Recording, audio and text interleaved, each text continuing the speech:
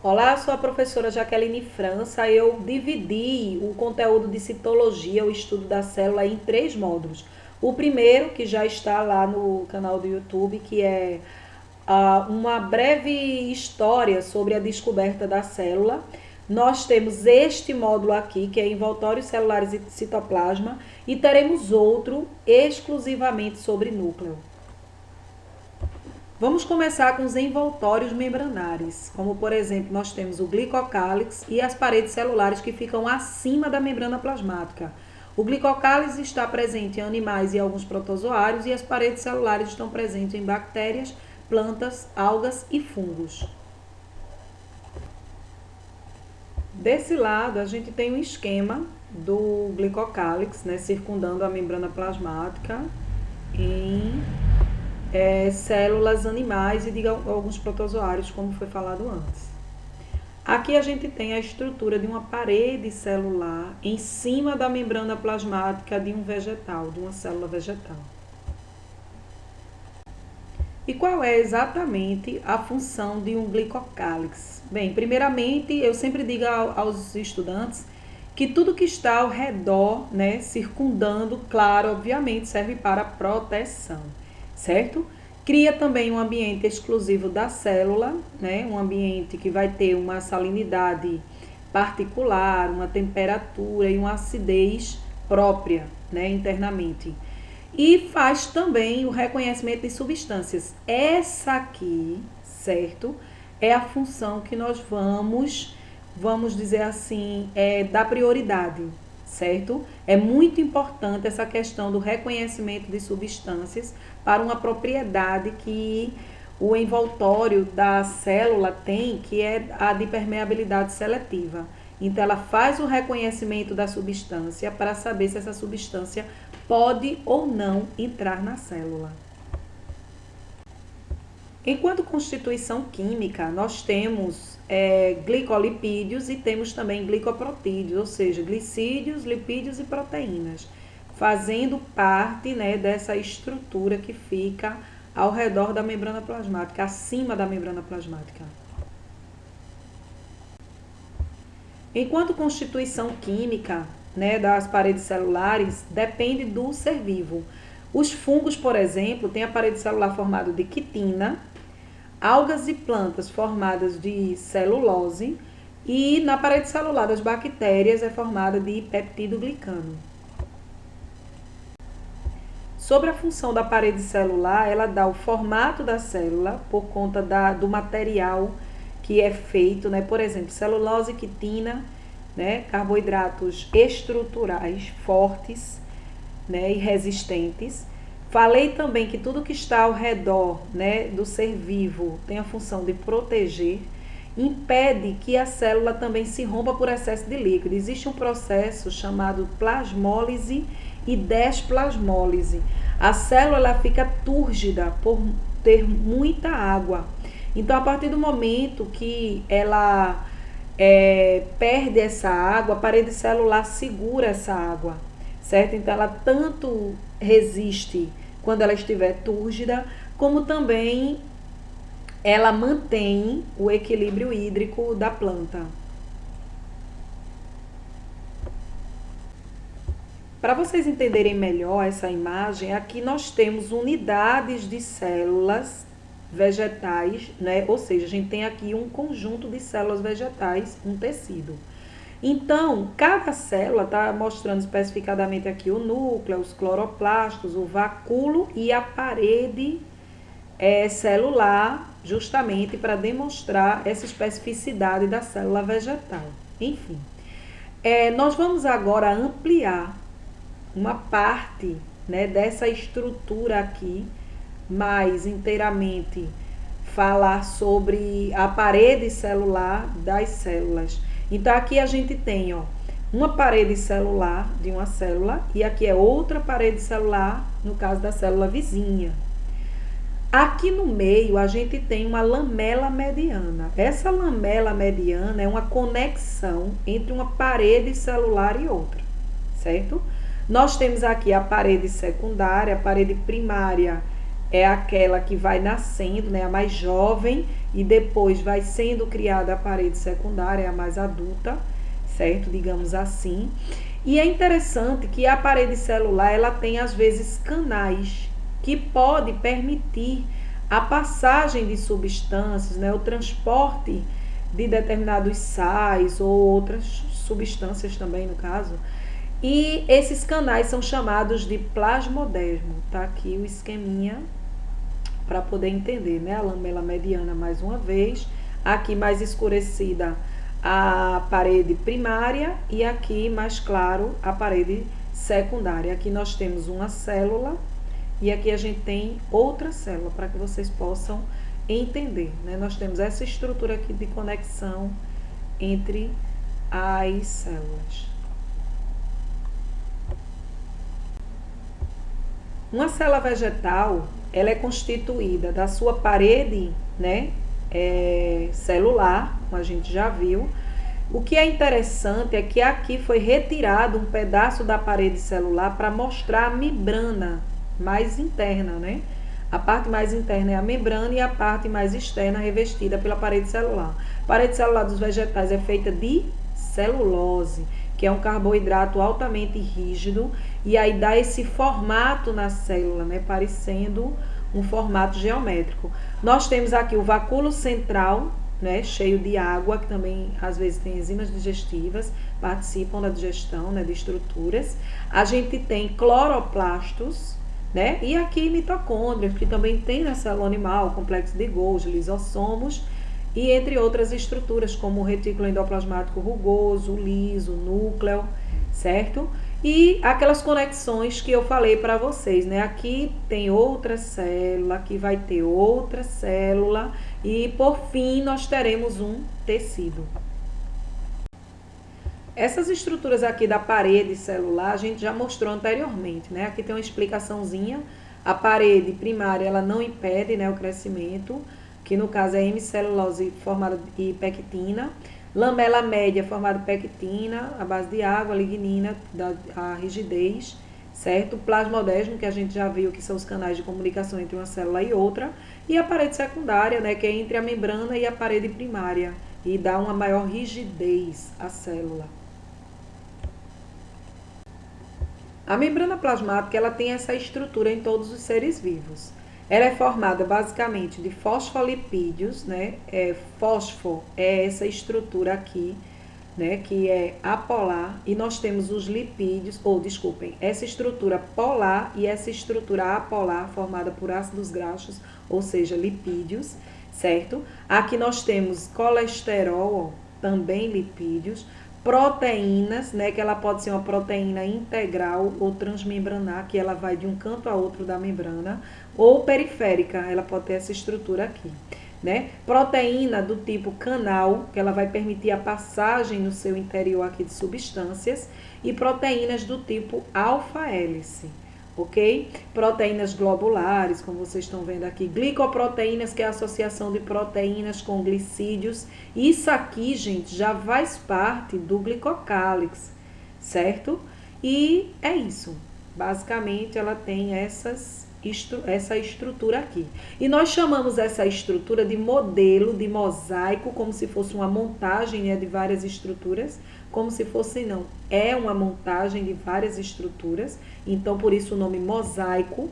E fluido, porque essas estruturas elas não estão imóveis. Gente, essa proteína daqui, ela pode se deslocar aqui, ó, vir para cá, para esse lado, certo? Essa estrutura pode vir para cá.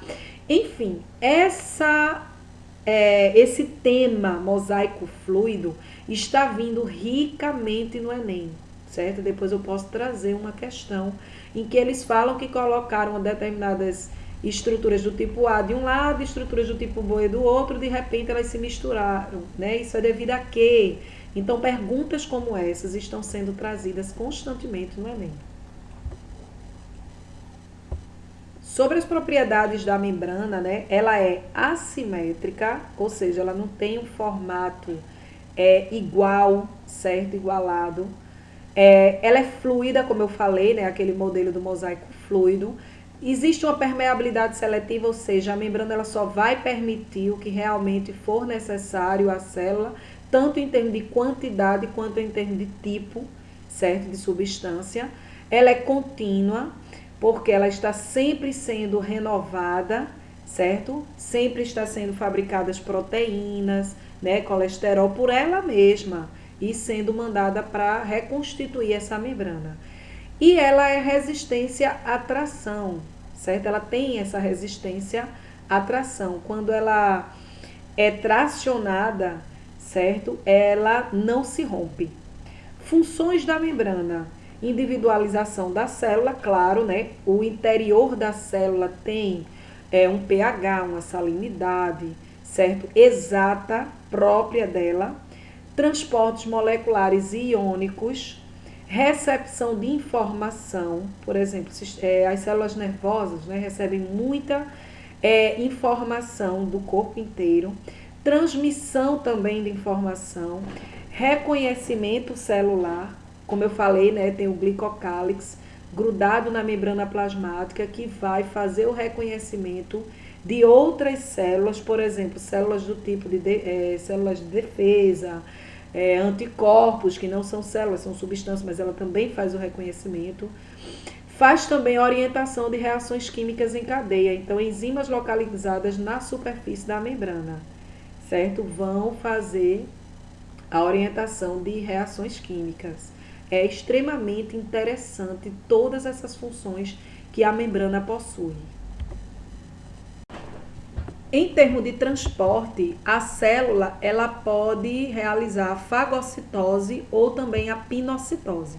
Quando a gente fala mais em relação a fago, em relação a estruturas sólidas. Pino, estruturas líquidas, substâncias líquidas, né? Cito é célula, ose, processo, e aí é um processo em que a célula realiza na ingestão de estruturas sólidas, substâncias sólidas. Então aqui vocês podem perceber uma bactéria, certo? Que a célula antes, né, ela faz o reconhecimento e aí ela, a partir de falsos pés, né, que a gente chama de pseudópodes, ela vai invaginando essa bactéria, essa estrutura. Então ela cria, né, como se fosse protuberâncias a partir da membrana e consegue assim invaginar ou introduzir esse material dentro dela, que ao redor dessa estrutura aqui formada, nós chamamos de fagossomo. Aqui dentro pode haver enzimas digestivas que vão destruir a membrana plasmática e a parede celular da bactéria, e aí todas as suas estruturas vão poder ser utilizadas ricamente para o metabolismo da célula. Aqui nós já temos o mesmo processo, porém com a substância líquida. Aí nós chamamos de pinocitose. Nós podemos dar o nome também, né, de endocitose ou exocitose ou transcitose, eu vou explicar como é isso. A partir do momento que a gente vê uma estrutura entrando na célula, a gente chama de endocitose. Se a gente vê estrutura saindo da célula, nós chamamos de exocitose, como é esse caso aqui, as setinhas, ó, mostrando que a estrutura está saindo da célula. Então, esse processo nós damos o nome de exocitose. Exo quer dizer o quê? Fora, né? Meio externo. E a transcitose é interessante, é quando uma estrutura, ó, aqui está o meio celular, certo? Aqui. E a substância, ela vai passar para o outro lado da célula, ok? Nós temos, né, nós damos o nome desse processo de transcitose. Aqui, nós já vamos classificar quando a membrana precisa gastar energia e quando ela não gasta energia para passar substâncias por ela. Nesse caso aqui, transporte passivo é o nome dado ao transporte de substâncias pela membrana quando ela não precisa gastar energia. A gente tem aqui dois exemplos. O primeiro é quando a substância consegue passar facilmente pela membrana sem ter nenhuma ajuda e sem gasto de energia. A esse transporte nós damos o nome de transporte passivo por difusão. E nesse caso aqui, nós temos a ajuda agora de uma proteína. Quer dizer que essa substância ela não consegue passar sem a ajuda da proteína. Porém, ainda assim, não houve gasto de energia. Então, essa substância irá passar por transporte passivo, por difusão facilitada, porque teve que haver, né, a ajuda de uma proteína, por exemplo, aqui como essa transmembranar. Esse aqui é um conteúdo muito importante, trazido inclusive em várias questões de vestibulares. Osmose é um transporte passivo, porque, como eu já disse, não gasta energia, né? Só que aqui nós estamos falando especificadamente da água, certo? Do líquido, do solvente, ok? Então aqui, ó, passagem de água solvente através da membrana de uma região hipotônica que está pouco concentrada para outra hipertônica muito concentrada. Então, eu sempre costumo dizer aos estudantes que, nesse caso, a água sempre vai atrás do soluto. Então, ela vai do menos concentrado para o mais concentrado onde está o soluto, ok? Nesse caso aqui, ó, nesse exemplo, nós temos um meio hipotônico. Então, quando a gente tem um meio hipotônico, quer dizer que aqui ao redor da célula tem pouco soluto. Então, a tendência da água é ir atrás do soluto. Então, ela vai entrar na célula. A célula ela vai ficar túrgida. Esse é o nome que se dá quando a célula ela fica cheia. Já aqui, no caso, quando nós temos um meio ao redor da célula isotônico, quer dizer que igual em termos de concentração de soluto, a água ela se equilibra tanto dentro quanto fora. A célula ela está normal. E nesse caso aqui, ao redor da célula, nós temos um meio hipertônico, quer dizer que uma alta concentração de soluto está aqui. A tendência é que a água que esteja dentro da célula saia para dissolver esse soluto. Então, ela vai murchar. Então, nós dizemos que a célula entra no processo de crenação. Essa imagem vai mostrar a diferença entre uma célula animal e uma célula vegetal, certo? Tem pouca diferença, mas enfim. Então, aqui, né, pelo fato dela estar no meio diferente, né, ao seu redor, um meio que está baixo em termos de soluto, ou seja, dentro dela deve estar mais soluto, então a água tende a entrar para dissolver esse soluto. Ela pode chegar a ficar tão túrgida, tão cheia, que pode acontecer a lise, né, a quebra, certo? Ou rompimento, ou morte celular. Aqui não, aqui ela está normal, né, como a gente mostrou anteriormente, aqui ela está crenada no meio hipertônico, no caso, está super concentrada aqui ao redor, então a água de dentro da célula tende a sair. Aqui o meio está equilibrado, tanto dentro quanto fora da célula, então a água também está equilibrada, a célula está normal, enfim. Aqui não, aqui nós temos a presença da parede celular, né? Nós temos aqui uma célula vegetal, está mostrando aqui o seu vacúolo como destaque. E aqui está no meio hipotônico, ou seja, fora da célula tem pouco soluto. Então, a água tende a entrar, porque está referenciando que dentro da célula tem mais soluto. E nesse caso aqui está igual, né? A célula está no seu formato normal, ó, certo? E a água está também equilibrada tanto dentro quanto fora. Nesse caso, houve um processo chamado plasmólise, em que a célula ela vai murchar, certo? Pela saída de água, por ser aqui ao redor dela um meio hiperconcentrado. Então, dentro dela tem menos soluto, fora tem mais soluto, a água vai atrás de onde está mais concentrado, né, em termos de soluto. E aí ela murcha, ficando esses espaços, né, cheios de água ao redor da célula, em que a parede celular segura. Isso também vai favorecer que a célula ela perca pouca água. Já que a água fica retida aqui, ela pode voltar ao seu estado inicial desse jeito aqui, reabsorvendo essa água que ficou retida. Nesse caso aqui, nós temos um texto muito importante sobre o transporte ativo. Nesse caso aqui, o movimento de substâncias, ele vai contra o gradiente de concentração, ao contrário dos outros transportes que a gente estudou até agora. O difusão simples, difusão facilitada e a osmose. Aqui não está fazendo a questão do equilíbrio, é porque é necessário colocar aquela substância ou dentro ou fora da célula, independente do gradiente de concentração. Outra questão também interessante que ele mostra aqui, né, é que agora nós teremos gasto de energia. São capazes de combinar com substâncias e transportá-lo para a região em que está mais concentrado. Então já está concentrado dentro ou fora e a gente vai colocar mais íons ou mais substância ali. Para isso é preciso gastar energia. A bomba de sódio e potássio é um exemplo de transporte ativo.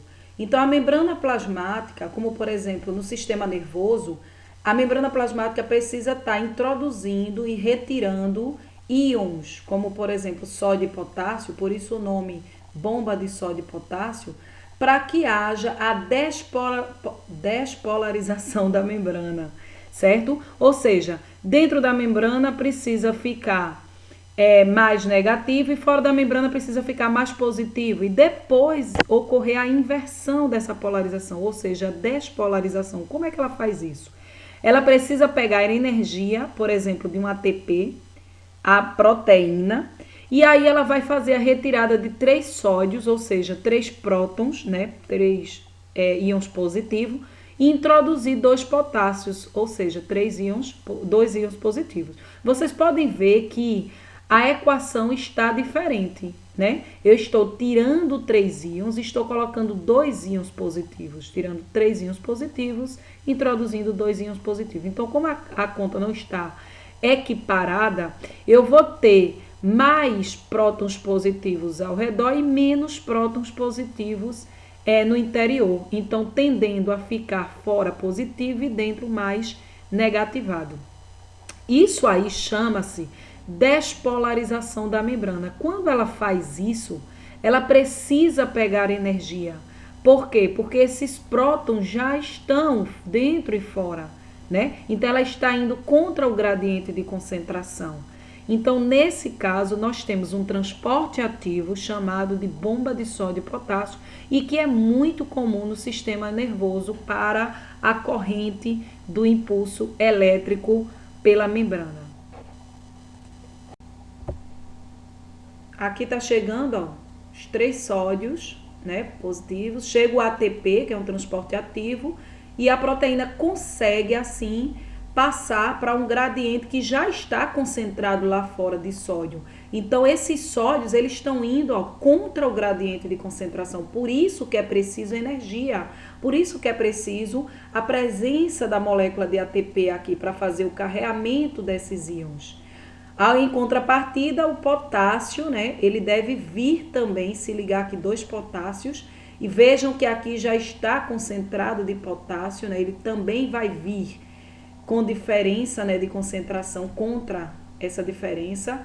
E aqui nesse caso, ó, vocês também percebem, podem, né, observar os sinais positivos e embaixo os sinais negativos. É assim que numa célula nervosa é feita a transmissão do impulso nervoso de forma muito ágil e rápida.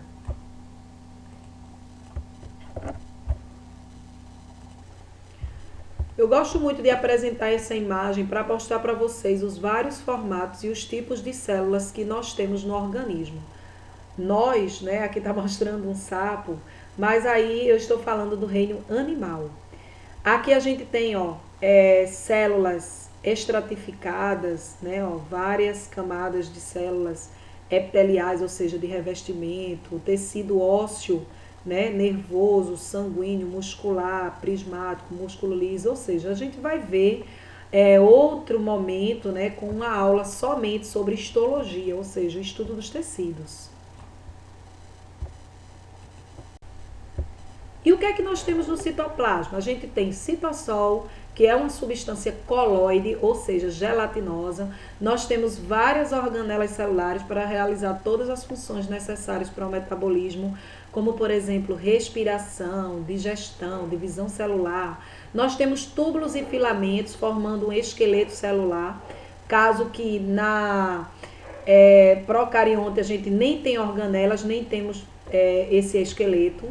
Enzimas para tudo que é reação química aconteça de forma mais ágil, né? Porque elas são catalisadoras. E temos também substâncias para realizar os metabolismos. Revisando uma célula procariótica, né? Ou seja, do reino Monera, que inclui bactérias, cianobactérias e árqueas, a gente tem ribossomos, DNA, citosol, nucleóide. Não é um núcleo, viu, gente? Mesossomo, que é um DNA aderido à membrana, que nós chamamos de cromossomo, e plasmídeos, que é um DNA circular extra, é uma cópia desse DNA aqui. Então, aqui a gente tem, ó, o mesossomo, né, que a gente chama de cromossomo, o nucleóide, que é esse material aqui, central, ribossomos, certo? A única coisa que não está mostrando aqui nessa imagem é o plasmídio, que é de extrema importância para o estudo futuramente da gente.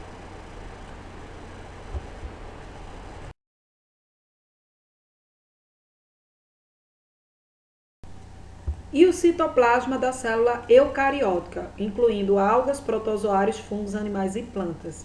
A carioteca, né, que hoje não é mais chamado carioteca, é envoltório nuclear, esqueci de alterar aqui. Citossol, né, que é a substância coloide gelatinosa, e as organelas celulares. Vamos iniciar agora o estudo das organelas citoplasmáticas. Então, muita atenção para a função de cada uma delas.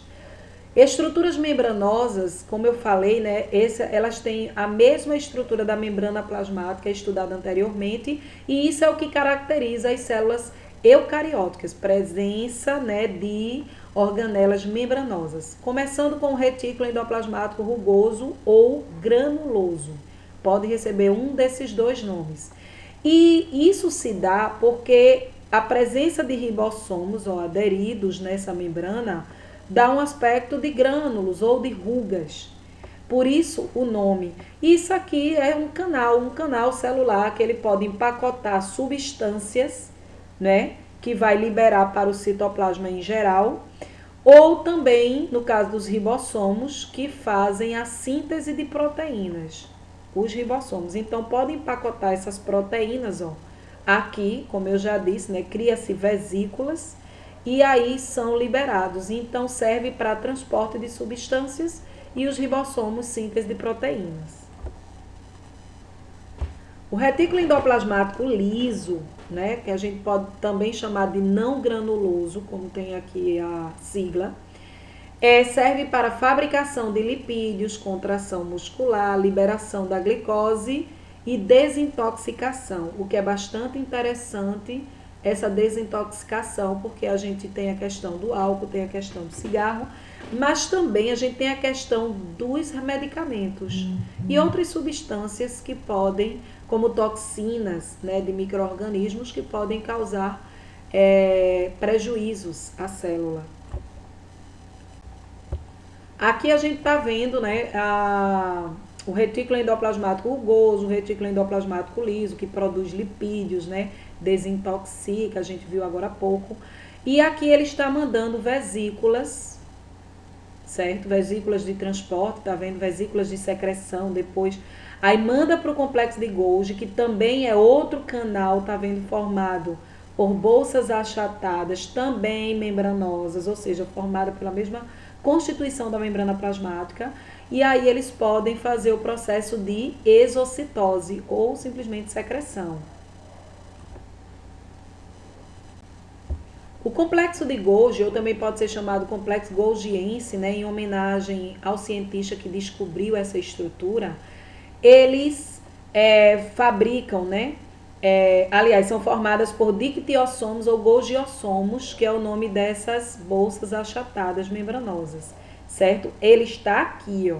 Isso aqui é o núcleo, o retículo endoplasmático rugoso, o liso e o complexo de Golgi. E aqui são as vesículas produzidas por eles, né, para transporte de substâncias. Então, primeiramente, enquanto função, transporte de substâncias, porque são chamados também de canais celulares. A função do complexo de Golgi ou complexo Golgiense são muitas. Primeiro, transporte e finalização de proteínas e de outras substâncias, né, como o processo de fosforilação e glicosação, produção de alguns polissacarídeos e também forma lisossomos. Lisossomos são vesículas que dentro têm enzimas digestivas para a digestão de substâncias. E retornar ao retículo endoplasmático e participar de sínteses, né, de proteínas, por exemplo, como já falou aqui anteriormente. Acho que está bem redundante essa última parte aqui. Os lisossomos, eles participam do processo de heterofagia e autofagia. Heterofagia é quando eles digerem uma substância que veio do exterior, certo? Da parte externa, como por exemplo, por um processo de fagocitose ou por um processo de pinocitose, que não é esse daqui está mostrando a exocitose. Enfim, ou por fagocitose ou por pinocitose, chegou uma substância, uma partícula, certo? E o lisossomo, que é essa estrutura aqui, né? Ele vai digerir essa substância. Agora, se o lisossomo formado incluir uma partícula de dentro da própria célula, então nós chamamos de autofagia. É interessante que esse processo acontece, por exemplo, um bebezinho que está em formação, ainda na barriga da sua mãe, ele tem membranas interdigitais, ou seja, entre os dedos. Essa membrana, ela tem um tempo exato que ela vai ser degenerada. E aí, essas células, elas vão entrar num processo chamado de apoptose, certo? Programada, claro. As suas células vão entrar em autofagia, vão começar digerindo as estruturas internas, né, por lisossomos, e aí ela vai diminuindo, ela vai regredindo, ela vai degenerando e a gente nasce sem aquelas membranas, né, parecendo um pé de pato, por exemplo. Os peroxomos são estruturas que vão desintoxicar a célula. Aqui a gente tem oxidases, né, como por exemplo a água oxigenada, que ela vai transformar, né, estruturas, por exemplo, como álcool em água e oxigênio. E logo após temos a catalase, que vai fazer a destruição dessas estruturas que podem ser prejudiciais à célula, como por exemplo o álcool, né, substâncias químicas como medicamentos, drogas e etc. Os centríolos participam da divisão celular, é um conjunto, né, de vários microtúbulos, como vocês estão vendo. Esses microtúbulos são formados de proteínas, certo?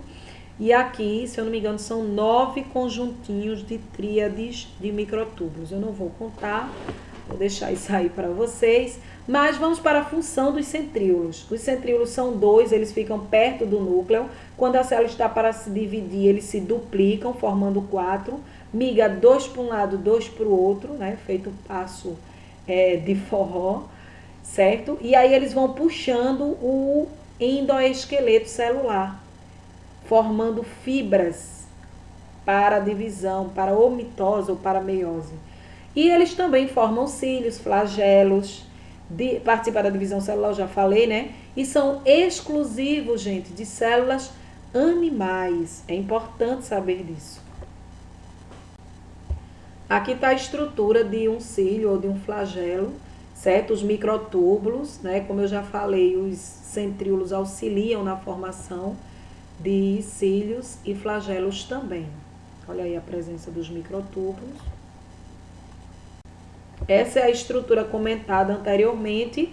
Como eu falei, é chamado difuso acromático. Tá aqui o nome, agora que estou vendo. Lembrando que eram 2, apenas 2 centríolos, eles se duplicaram no momento que a célula se prepara para dividir, certo? E aí ela puxa todos os filamentos, né, de proteína que forma o esqueleto celular. Essa organela aqui é um cloroplasto, que a gente só vai ter numa célula eucarionte vegetal. E dentro, né, ela tem duas membranas, a membrana externa e a membrana interna, como vocês estão vendo aqui. Ela tem várias lamelas, que são conexões entre os grânulos. Cadê aqui, ó, grânulo, certo? Então, cada grânulo desse é formado por tilacoides, né, parecendo moedinhas achatadas umas sobre as outras, certo? E aí nós damos o nome completo de grânulo, ok? Tem uma substância também parecida com o citossol aqui no meio, que é chamada de estroma. E outras estruturas, como por exemplo, cromoplastos e leucoplastos, né? Cromo é com cor e leuco é branco. Cloro é verde, certo? Que foi o que a gente estudou há pouco tempo. Cromoplastos responsáveis pelas cores de certos frutos, flores, folhas, é interessante.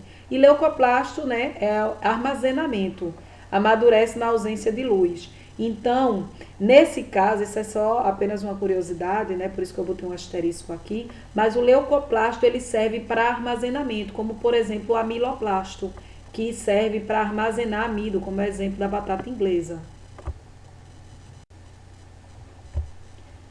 Organelas citoplasmáticas ainda, certo? Nós temos os vacúolos, células vegetais e também os protozoários. É interessante o vacúolo no protozoário, que ele vai, esse aqui é um vacúolo, parecendo uma estrelinha. Ele se abre quando ele está cheio de água, serve para o equilíbrio osmótico do animal, ou do protozoário, desculpem, certo? E ele vai facilitar também a sua locomoção. Então, ele absorve água e solta água para equilíbrio hídrico. E no momento que ele solta a água, dá uma jato-propulsão que meio que impulsiona ele e ele consegue se locomover. E aqui a gente tem outro tipo de vacúolo enorme, né? O vacúolo central, ele pode também ser dividido em vários, certo? E numa célula madura, ele já se concentra mais na região central da célula. É o vacúolo chamado exatamente de vacúolo central. Serve para quê? Equilíbrio osmótico, equilíbrio de água, digestão intracelular. Eu já comentei também em outro slide, né, que pode haver enzimas digestivas aqui para facilitar. Armazenamento também de substâncias.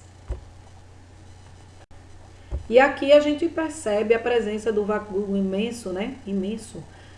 Vacúolo central, aqui os cloroplastos com seus grânulos, que são conjuntinhos de tilacoides. A gente vai estudar, né, os tilacoides quando for na parte de obtenção de energia pelo ser vivo, fotossíntese. A gente tem aqui o retículo endoplasmático rugoso, o núcleo, o retículo endoplasmático liso, mitocôndrios, complexo de Golgi. A mesma coisa que se tem também numa célula animal e ainda com mais essas estruturas. A mitocôndria, ela serve para respiração celular. Então, quando o ser vivo ele precisa obter energia para o seu metabolismo, ele vai buscar exatamente nas reações químicas que acontecem dentro da mitocôndria. Outra coisa também que é interessante saber é que a mitocôndria, assim também como os cloroplastos, possuem DNA próprio, o que vem endossar aquela teoria sobre endossimbiose, como se bactérias ou protozoários não, procariontes, né, tenham invadido a célula primitiva e ficaram vivendo lá dentro, só para relembrar aquela história contada no primeiro módulo. Então, aqui a gente tem uma membrana externa e a membrana interna, ela forma cristas, certo? Como vocês estão vendo, né? Ela vai formando curvinhas e essas curvinhas são chamadas de crista mitocondrial. Assim também como dentro dessas cristas, a gente tem uma substância gelatinosa, né, como se fosse um citossol, chamada de matriz mitocondrial. Aqui nós temos grânulos, nós temos ribossomos. Por quê? Porque nós temos um material genético aqui dentro, certo? Não esqueçam disso. E a função principal é exatamente respiração celular. Aqui a gente tem a imagem, né, de mitocôndrias, não é uma. E dependendo do tipo de célula, nós vamos ter várias mitocôndrias, inúmeras mitocôndrias, como é o caso, por exemplo, do flagelo de um espermatozoide, que precisa de uma quantidade de energia realmente muito grande. Já tem outras células que não têm tantas mitocôndrias assim, porque o seu metabolismo é um pouco mais lento. E esta última imagem aqui é para mostrar que as mitocôndrias também estão presentes na célula vegetal. Um forte abraço e eu desejo uma boa resolução de questões para vocês.